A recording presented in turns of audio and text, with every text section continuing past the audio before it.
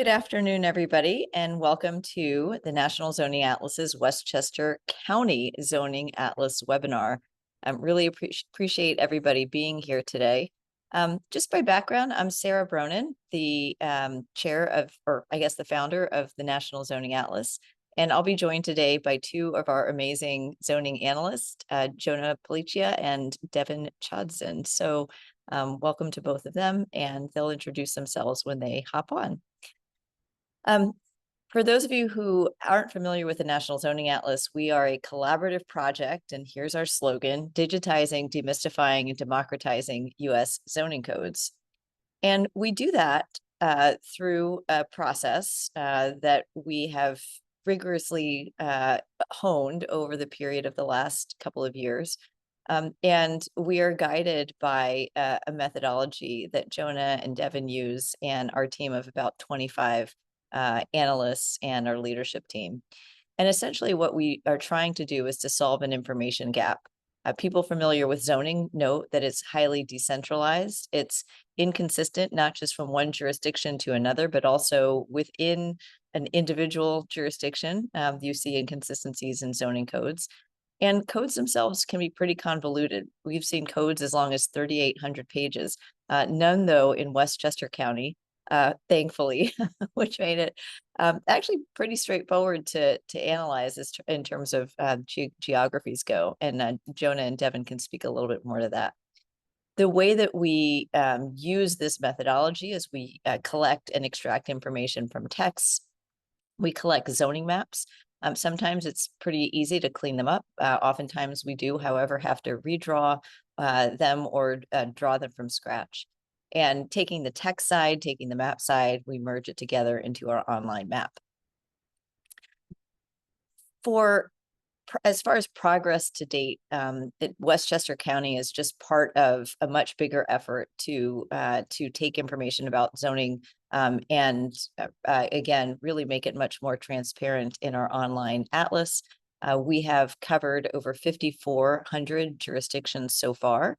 We have a good number of jurisdictions in progress right now in states from California to Alaska, Utah, Colorado, North Carolina, Georgia, and more. And we have read collectively about 550,000 pages of zoning codes. So you are talking to, in our two analysts, two of, I would say, the world's leading experts in American zoning. Collectively, so far, the Atlas is covering land home to about 119 million Americans.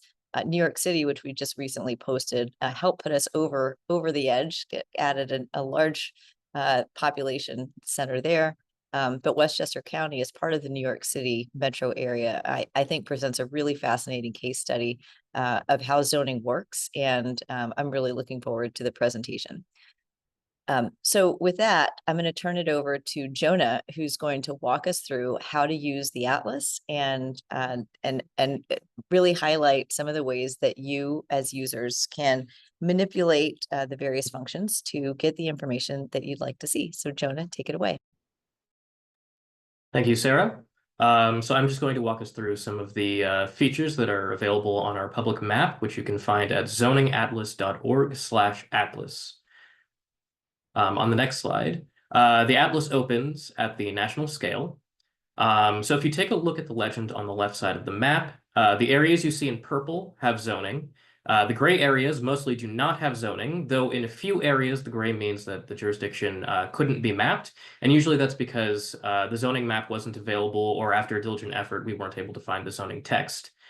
As for everything else, where you see a base map, that means that we haven't published the data in that area yet. The legend and layer options box contains a few options that can change how the map appears to your view. You can click on and off the tribal lands or the protected lands, and that can give you a potentially better view of the completed jurisdictions. Next slide. To navigate to a specific area on the map, you can use the Zoom to menu located on the left side of the screen. First, you would pick a state from the drop-down menu. In this case, we're looking at New York. And then a second drop-down menu appears listing the counties, and a third listing the cities and towns that we've already managed to complete.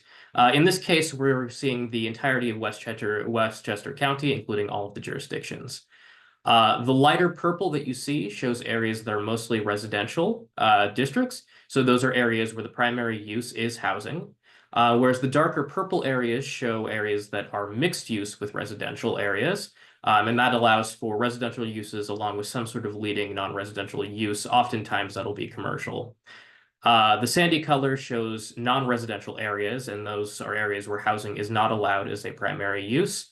And then finally, the gray areas, as I said before, are areas where we've confirmed that there is no zoning, and we were unable to obtain a zoning map after a diligent search. Next slide, please. The most basic filters are the show me where people can build toggles. Note that the toggles display where a certain zoning type is allowed by right. What we're looking at here is show me where people can build single family homes. And you can see that there's still quite a lot of the map filled in. And in other words, that means that most of the land is zoned to allow single family housing by right. Next slide. Whereas here, I toggle the show me where people can build apartments. These are residential buildings with 4 or more units allowed by right. And from what we can see is that much less land in Westchester County allows apartments by right than single family dwellings. Next slide. And we can repeat this analysis at the level of the jurisdiction as well. So in this case, we're looking at where you can build single family residential by right in the city of Scarsdale. Whereas on the next slide, you're able to see where you can build apartments by right in the city of Scarsdale. Next slide. Yeah, there we go. Okay, so the next slide, the atlas is also capable of examining a range of other metrics, including the minimum lot size requirement for a development, or maybe the parking minimum requirements. In this view, though, we're looking at where accessory dwelling units are buildable by right in the town of Mamaroneck. And then on the next side, finally, I want to look at one feature that I just want to highlight, and that's if you click on any zoning district on the map, a pop-up will appear on the right-hand side of the screen, and that's going to detail the specific housing regulations for that district, along with more detailed information if you click on the Show More Details button at the bottom of that box. And so with that, I'm going to hand it over to Devin to go over the county-wide analysis.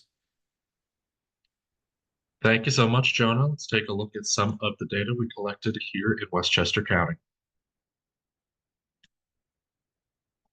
Westchester County is predominantly comprised of zoned land, about 77%. The remaining portion is comprised primarily of protected undevelopable lands or unzoned lands. And geospatial data for this protected lands comes from USGS's Protected Areas database. Of that 77% of land area that has zoning, 94% allows some type of residential development. About 89% of zoned land allows primarily residential uses, and 5% are within mixed-use districts that allow residential and other non-residential primary or principal uses.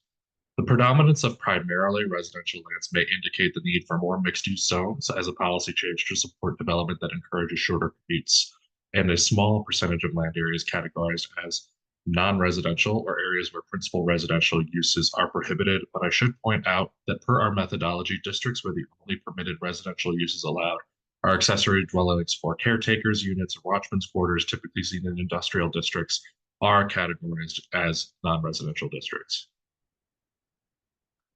This graphic shows the breakdown of 1 family, 2 family, 3 family, and 4 or greater family residential allowances by area across the 94% of zoned land categorized as primarily residential or mixed with residential.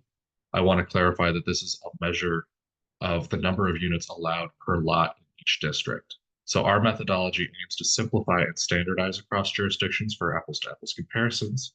So when we say 1 family, it indicates a maximum of 1 unit per lot, with the exception of ADUs, which are categorized separately. 2 family means a maximum of 2 units per lot, so on and so forth. As you can see here, almost all of the lands within the county that we categorize as either primarily residential or mixed allow 1 family residential by right or with some kind of public hearing. About 12% of land allows 2 family development by right, about 5% for 3 and 4 plus family. Close to about half of that land explicitly prohibits the development of more than 1 dwelling unit per lot, and close to half of that land may allow 2+ family development after a series of public hearings. Next slide.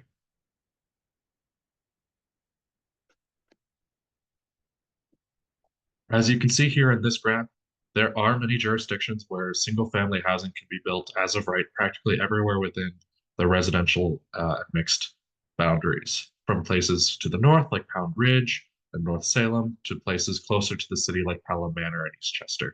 And some areas like Dobbs Ferry and Rye Brook, a not insignificant portion of land requires some kind of public hearing for single-family development, but single-family development is prohibited only in very small portions throughout the county, with some places prohibiting the most.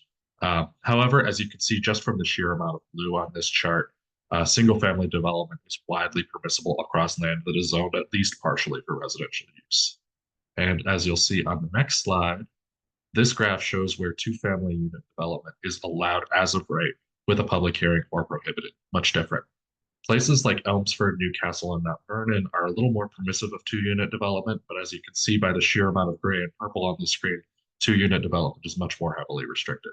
In places like Peekskill, Cortland, or Pound Ridge, the majority of two-family development is subject to some sort of public hearing, and in places like Scarsdale or Ardsley, it's almost entirely prohibited by area.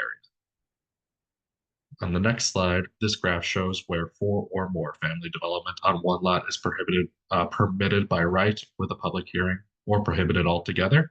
And we can see even more gray in this graph, indicating more and more restriction.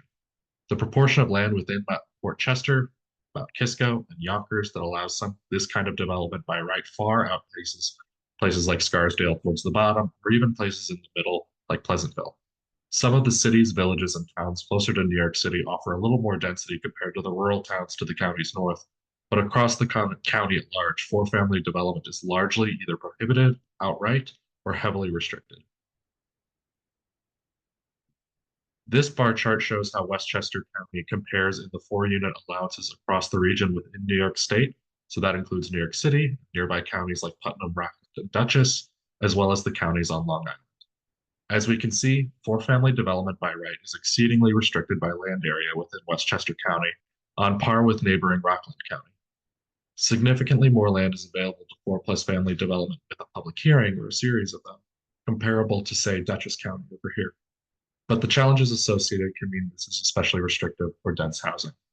This can create quite a density cliff between neighboring New York City and even communities that are a quick train ride. And as you can see on the next slide with this graph, we collect data on the minimum lot sizes required to develop 1 family per lot, 2 family per lot, and so on and so forth. We convert all of those to acreage totals. As you can see, almost all land within the county that allows 1 family dwellings per lot has some minimum lot size requirement. About 40% of that land requires a minimum lot size of 2 acres or more, with significant portions of the county also dedicated to 1 family lot sizes of 1 to 2 acres or of 1/2 acre to 1 full acre. Just less than 30% of the land that allows for 1 family housing development within Westchester County allows development on less than 1/2 an acre. Here we can see that 1/4 of land allowing 1 family housing allows accessory dwelling units by right. 45% requires some kind of public hearing or public process, and 30% of land is absolutely prohibitive of this kind of development. Of the 70% of single-family zoned land that allows accessory dwelling units, 99% of that land has some kind of occupancy restriction, requiring, say, owner occupancy of one of the dwellings, or limiting ADU occupancy to servants, blood relatives, or specifically elderly blood relatives. And with that, I will turn it over to Sarah to discuss some more of our specific analysis on the Metro North. Thanks so much. And before we turn to the next slide, I just want to kind of reflect back on the important stats that Devin just mentioned. And by the way, he used the word servants in talking about accessory dwelling units. That's not because we at the National Zoning Atlas have some antiquated idea about household employees. The word servants is used in zoning codes all over Westchester County. And all over the country, actually. So just again, reflecting back, so he pointed out that 96% of land allows for 1 family, 5% allows for 3 or more family as of right. When you compare it to Connecticut, when you compare that to Long Island, it's actually more land devoted to single family housing. So in Connecticut and Long Island, it was more like 90%. In Westchester, it's more like 96%. But on the other hand, it's actually better than Connecticut and Long Island when it comes to 3 or more family housing, almost twice as much compared to Connecticut and Long Island of land that allows for as of right multifamily. Plus, there's all that land that allows for public hearings. So for anybody who caught the preview of this webinar, hey, is it better than Connecticut? Is it better than Long Island? It's maybe worse, maybe better if you think permitting for housing is a measure of good. So just moving on to the Metro North analysis, this is really interesting for us because there are lots of stations within Westchester County. And we did this work in Connecticut when we did the Connecticut Zoning Atlas, really looking at how the public investments that had been made by state and federal government entities had actually materialized in Connecticut. And we found that there was lots of single family zoning, lots of large lot zoning, which is probably the opposite of what you want in a train station in an area where we've had these huge investments in train stations. So we found that in Connecticut. What did we find looking at the Hudson and Harlem line stations in Westchester County? Well, across these 32 stations, we found that up and down the line, next slide, up and down the line, there was a lot of housing that was permitted if it was single family housing, not so much for multifamily housing. So again, if you look at the half-mile buffer, that's the same measure we used in Connecticut around the station. That's about a 10-minute walk around the station. You can ask the zoning atlas. We've analyzed the zoning atlas to say how much land it allows for single family, which is maybe not the best or most efficient use of land around these large-scale public investments of these fixed transit nodes, and versus how much land allows for apartment buildings. So you can see it a little bit in this slide, how there's a lot of purple in those areas, and you can see it even better in this slide. We took a couple of stations, Katona and Hartsdale, just to illustrate. And a lot of the stations have rivers running next to them through the half-mile radius. But we still counted the land on both sides of the river and looking at the single family allowances. So everywhere that there's purple, as Jonah pointed out, that's a hit in our methodology and the way our map works. So this shows you where single family housing is allowed, everywhere it's purple. And then going to the next slide, showing where 4-family housing is allowed. You can see that actually in both of these stations, there is some amount of 4-family housing allowed as of right. Not nearly the same amount as was allowed for single family housing, but still more than 0. So that's a plus. We did see actually still some stations in Westchester County, and many of the stations in Connecticut did not allow for any 4-family housing as of right. So kudos for that start. But overall, we saw, and you can go to the next slide, that 80% of land near stations, these Metro North train stations in Westchester County, allowed for single family housing as of right. Just 17.5% of land allows for 4-family housing as of right. So again, you can see here maybe a mismatch if you're thinking about good land use and transportation policy between the local zoning codes that are decided on at the local level and maybe the things that the state and federal government investing in these stations thought that they might unlock. Walkability, accessibility, improved transit usage. And that often happens with density or with development that happens, residential and other mixed use development that happens around the station. So we wanted to include this in this presentation today because Westchester County, unlike many areas, many counties around the country, actually has this kind of transit, actually has seen these kinds of investments. And from a land use perspective, maybe maybe again, we have a mismatch. So I do want to just note that there is a question and answer feature in our webinar format that we have here. We definitely encourage your questions about the data. We can scroll back to a slide if you have specific questions about it. And I think my last job here is to mention the zoning atlases and how they've worked in practice. So we've had, as you saw from our map, teams all over the country working in advocacy, as the Frontier Institute did in Montana, working on analysis, as the Rhode Island team has been doing in Rhode Island, to integrate zoning information with housing affordability and other information and demographic information in communities around Rhode Island. And you do have some technical research as well. We've been conducting some of that with Cornell Tech, our partners across the Cornell campus.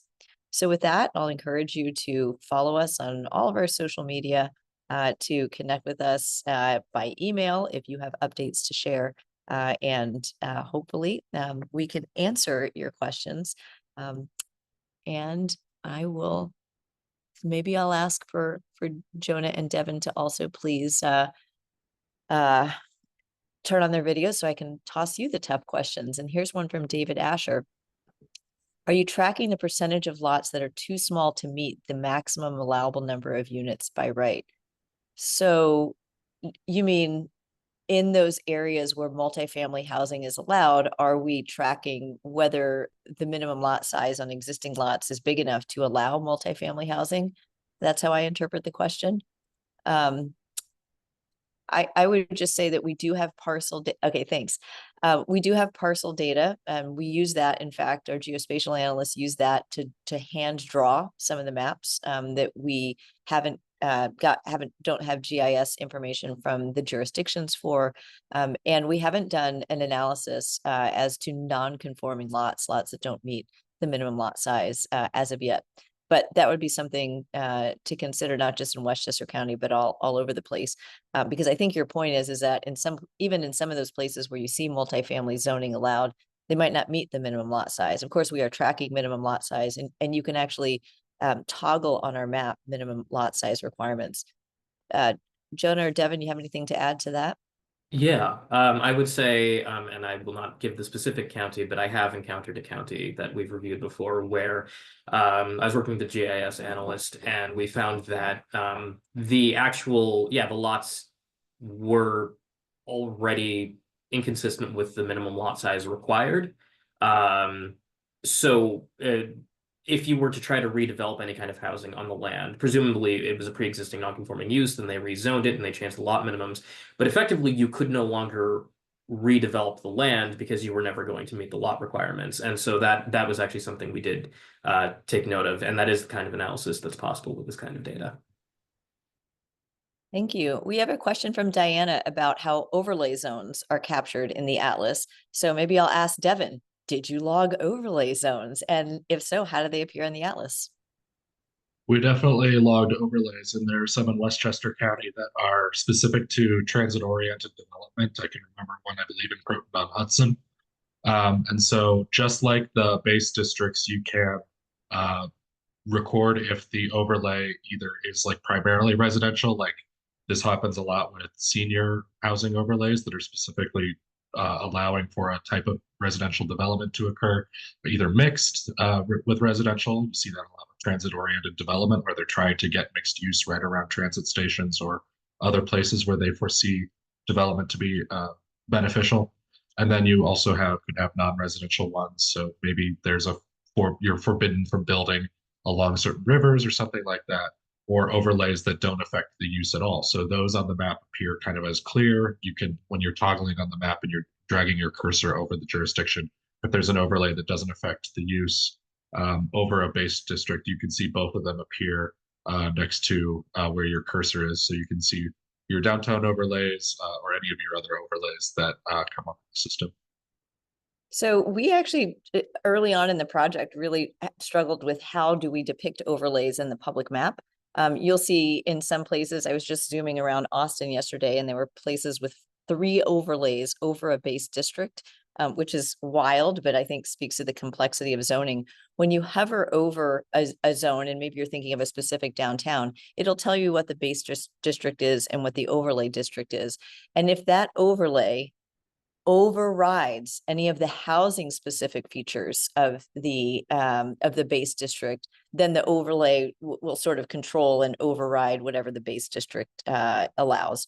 So you should be able to you know, if we got anything wrong in the map, that's where you can definitely email us and let us know. But we log those housing related characteristics for the overlays pretty methodically. So we'd be eager to see if it actually appears on the map the way it's supposed to. We did have a question from an unnamed attendee about how does Westchester County zoning compare to other suburban counties we've looked at. So I think my aside after Devin's presentation was just the quick summary between a Long Island and a Connecticut. We actually have snapshots available on our website of different metro areas. And very soon, hopefully within the next couple of weeks, we'll be able to allow users to download a snapshot showing some of these summary statistics that we just showed you for Westchester County for individual counties. So stay tuned for that. Please follow us on social media because that'll be, I think, a very useful tool for this. Jonah and Devin, you have worked in a number of states, including Colorado, including Massachusetts. I don't know if you might have any summary stats offhand that you might be able to share as well. I would say, having worked in the Denver metro area, that the Westchester County statistics that we've been looking at suggest that Westchester County is, at least in terms of multifamily development by right, more restrictive. But in other parts of New England or the Northeast and other parts of the Mid-Atlantic, it's relatively comparable, if a little bit more restrictive. Compared to some of the suburban counties immediately adjacent, it's fairly similar to Dutchess County in terms of its zoning, and fairly similar to Rockland County. So definitely there's a multi-county sort of density cliff around New York City.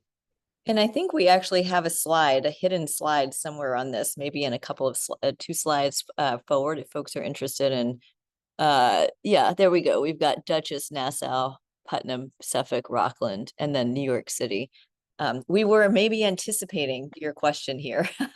One family unit allowances, to Devin's point, these are pretty similar actually across, and believe it or not, New York City is very permissive when it comes to single family allowances. And then the 4-family Westchester actually looks, as we mentioned before, a little better than some of the other counties. So it's I think going to be a really useful tool to have that county snapshot download, and we hope that you use it. And again, stay tuned for that. Maybe last question. And by the way, there was a question about, will this presentation be available? Yes, this webinar will be uploaded on our website, so you can refer back to it. And again, a lot of our stats are embedded in the Westchester County snapshot. Oh, actually, just a couple of quick questions. So Lauren's question, what's the status of the zoning atlas project in the Bay Area?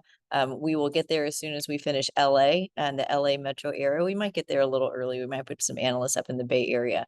So stay tuned for that as well. But we are committed to finish California. We have a full team working on that, and we're very excited about that. But we're down in LA now. We'll scoot up to the Bay Area fairly soon. And then last question, historically, did building Metro North stations lead towns to change their surrounding residential zoning? We haven't done the historical analysis on that. Based on what we have seen, though, and the maybe lack of consistent zoning across train stations, I would venture to guess that we probably didn't. But if you, as the anonymous attendee, want to pair with us on some more historical zoning research, or if you have insights into when towns change their zoning information, zoning codes, we're very happy to get it. And I think this last question does hit on one of the challenges of our very crazy / ambitious project, which is that zoning information is actually hard to come by. Even sometimes current zoning information is hard to come by. I'll point folks over to Jonah and one of our geospatial analysts' work and recent publication in Jonah, tell me again the name of the journal. It's Zoning Practice. Zoning Practice magazine, yes. All right. And that kind of describes how difficult it is to get just the basic zoning information today, much less looking back historically, and some pretty significant inconsistencies in zoning codes. Westchester County was no stranger to that, those kinds of inconsistencies. But from a methodological perspective, it's certainly a challenge of our project. So with that, I think we will sign off for today. Really appreciate your joining. This is a very important county in terms of not only statewide, but national conversations, particularly about housing affordability. So hopefully this initial analysis of our data is enough to get some of you started in digging more into Westchester County, digging into the individual communities, and sharing insights both with us and with each other about what the zoning atlas can reveal. So thanks again, everybody. Thanks, Diana Drogaris behind the scenes, and we'll see you all soon.